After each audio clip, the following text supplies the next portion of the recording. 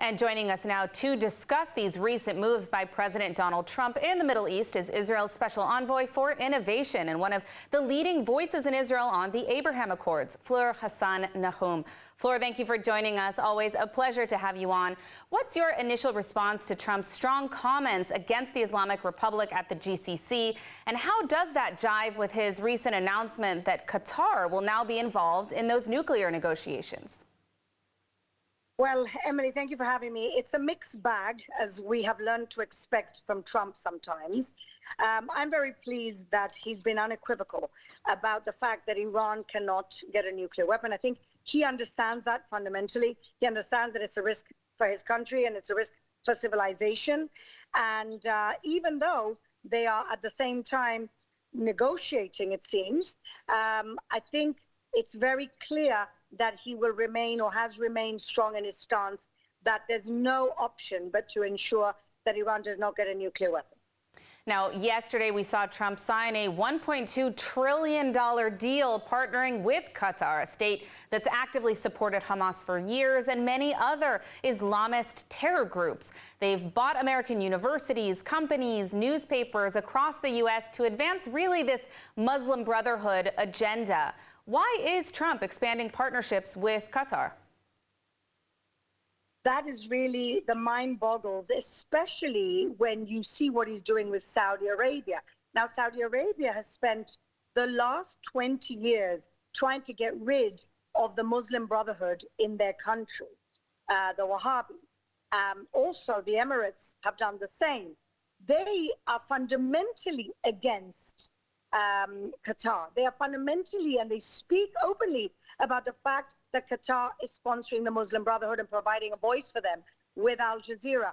And so this is a lot that Trump is trying to juggle. He's trying to juggle, I guess, a constructive relationship with Qatar, whilst at the same time, a constructive relationship with Saudi, which is actually contradictory in many ways. So that is something which is boggling. I'm hoping that the fact that Saudi Arabia is the much larger country, the much bigger economy, is going to win in the end.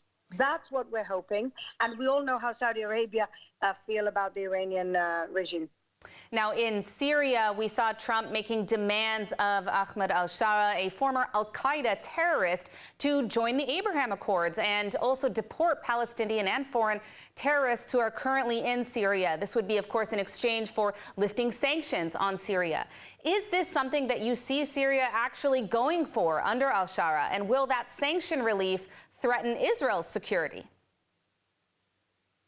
Well, I think that the challenge here is how do you pull al-Shara away from the Muslim Brotherhood, ISIS type, which is where he comes from, let's be honest. How do you pull him into the moderate Arab countries and away from the radical Arab countries of the region? And I think everybody's trying. Israel has managed to get rid of the immediate threat that's coming from Syria, destroyed all its whatever weapons of mass destruction they had left, taken over the other part of the Hermon to protect the Druze. And so I think that Israel has to play a smart diplomatic game of not saying no, but waiting and seeing what this man, if this man can actually deliver a country that wants a constructive relationship with the region and with Israel. Right. Trust but verify. Now, all of these deals are being made so far without the involvement of Israel. Why is Trump attempting to push Israel out of the conversation, or is he? Well, that's something that is as yet not clear. I want to believe that President Trump, as the person who opened up the Abraham Accords, wants to continue the wonderful work that he started.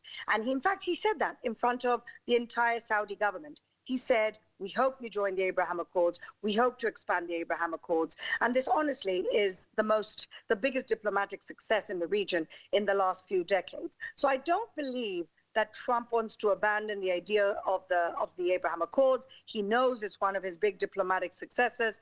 And I want to believe that he's not going to leave Israel out of that. What he's probably doing is worrying about the economic health of his country. And that, of course, comes first. And within his own cabinet, he has people who believe in the American first mantra, which is do what's best for your country and then look at everyone. There's other people who have more regional outlooks. The question is, who's going to win? All right. Well, unfortunately, I think we are out of time, but I want to thank you for shedding some light on these multiple deals coming to the forefront, and we'll continue to keep you updated as our viewers tune in to ILTV. Thank you so much for joining us today, Israel's Special Envoy for Innovation, Fleur Hassan Nahoum. Thanks, Em.